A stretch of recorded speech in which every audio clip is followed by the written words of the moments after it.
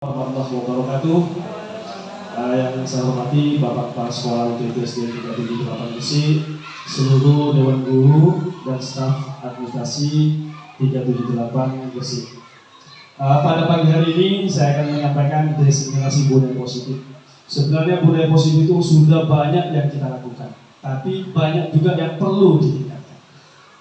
Salah satunya adalah seperti tadi Jumat, sholat duha bersama sudah dilaksanakan. Kemarin itu sudah dilaksanakan sebelum masuk ke sekolah, salaman, pulang sekolah salaman. Ini termasuk budaya positif. Yang selanjutnya, buang sampah pada tempatnya juga budaya positif. Cuman yang saya ambil ini adalah di sini ada 4 budaya positif yang akan saya kembangkan di sini. Diseminasi adalah mengimplementasikan budaya positif yang ada di lingkungan sekolah kita. Jadi setelah saya mendapatkan materi di modul 1.4 di pendidikan guru penggerak, yaitu menerapkan budaya positif, saya sekarang mengimplementasikan apa yang sudah saya dapat di pendidikan tersebut. Kegiatan budaya positif yang akan dikembangkan di sekolah kita ini ada 4. Yang pertama itu yang paling penting adalah membuat keyakinan kelas. Ini sangat penting. Kenapa? Karena ini adalah merupakan dasar dari segala apa yang terjadi di sekolah kita. Jadi anak-anak itu dibekali membuat keyakinan kelas sendiri-sendiri. Jadi nanti teknisnya untuk ibu bapak wali kelas silakan membuat keyakinan dengan beberapa macam cara. Bisa menggunakan menulis langsung ke depan, bisa pakai stick note, bisa pakai dan lain sebagainya. Artinya setiap kelas, misalkan kelas 1, kelas dengan kelas 6 itu berbeda. Kita ambil contoh di kelas 6 dulu. Kelas 6 misalkan membuat keyakinan, anak itu disuruh membuat keyakinan sendiri. Apa sih keyakinan kelas yang perlu ditulis di kelas kita? Misalkan datang sebelum jam 7. Terus lagi dalam pembelajaran tidak boleh mengganggu temannya. Ini hal-hal tersebut ditulis dan disepakati oleh kelas dan disimpan, ditulis sebagai bukti bahwasanya ini loh keyakinan kelas yang sudah ditetapkan oleh masing-masing individu. Gunanya adalah untuk meminimalisir kesalahan yang dilakukan oleh siswa. Jadi nanti siswa menulis sendiri keyakinan kelasnya. Apabila nanti ada kesalahan tidak sesuai dengan keyakinan kelas, tinggal suruh membaca saja. Datang terlambat misalkan, ini keyakinan kelas, berarti Anda sudah melanggar keyakinan kelas. Ini yang pertama. Mudah-mudahan nanti setiap wali kelas bisa melaksanakan keyakinan kelas. Keyakinan kelas dan kesepakatan kelas itu apa? Berbeda Pak. Kalau kesepakatan kelas, kita membuat kesepakatan kelas misalkan anak-anak hari ini setiap minggu, setiap Senin kita datang jam 6.30 misalkan. Sepakat ini kesepakatan kelas. Tapi kalau keyakinan kelas, siswa itu membuat sendiri keyakinannya. Artinya siswa misalkan saya datang ke sekolah sebelum jam 7. Ini keyakinan.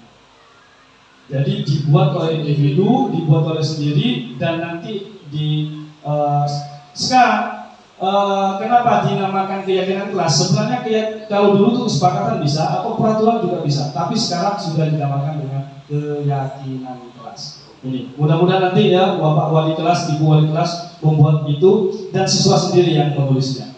Yang kedua, membuat pojok baca. Dari sekian CGP yang kemarin berada di kelas saya itu, saya sendiri yang belum mempunyai pojok baca. Jadi saya mengulik sebenarnya kalau di ruangan, alhamdulillah ruangan kita itu besar, bahkan lebih besar dari ruangannya Bu Asima, ini. Tapi di ruangannya Bu Asima itu setiap kelas ada pojok bacanya, luar biasa di kelasnya Bu Asima. Setiap pojok baca. Gunanya apa? Ini adalah untuk membuat kenyamanan terhadap siswa yang berada di kelasnya. Ya, ini. Jadi kita ambil nanti pojok bacanya, misalkan ukuran 2x2 atau 3x2 kalau memungkinkan, itu nanti dibuat pojok baca sehingga anak tersebut meskipun tidak membaca tapi tahu bahwa di situ ada pojok baca. Gunanya adalah untuk melakukan literasi membaca, dan kebetulan literasi kita di lapor pendidikan kita itu merah. Gitu. Yang ketiga, penerapan segitiga restitusi. Nah, penerapan segitiga restitusi sungguh luar biasa.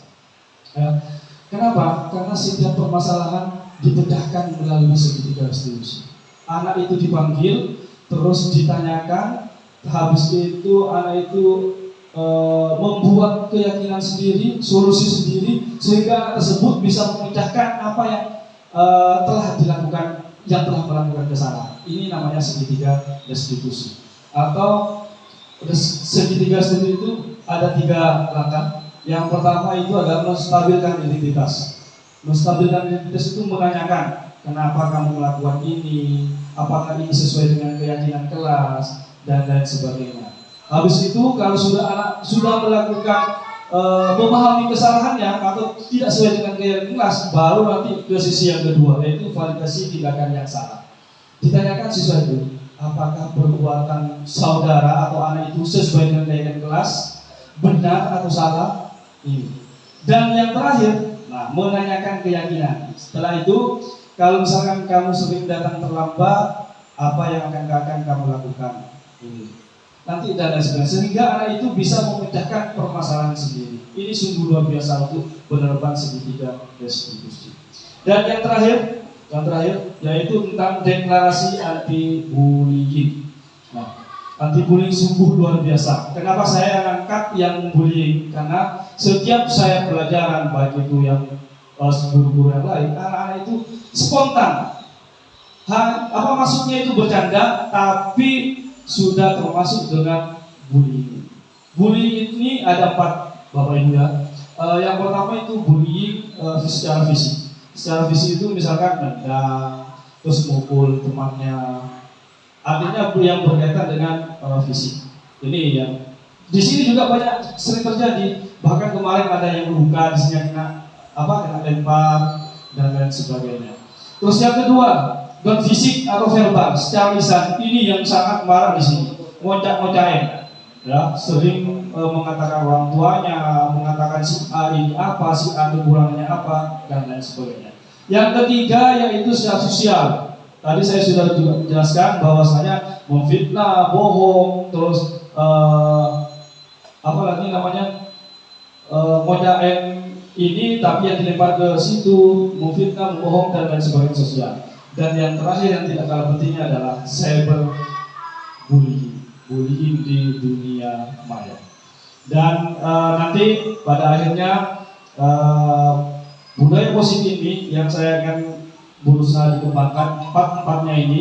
Tapi yang saya serahkan sebagai tugas yaitu deklarasi anti bullying. Dan mudah-mudahan nanti seluruh dewan guru, komite, siswa, dan juga wali murid mendukung dengan adanya deklarasi anti bullying ini.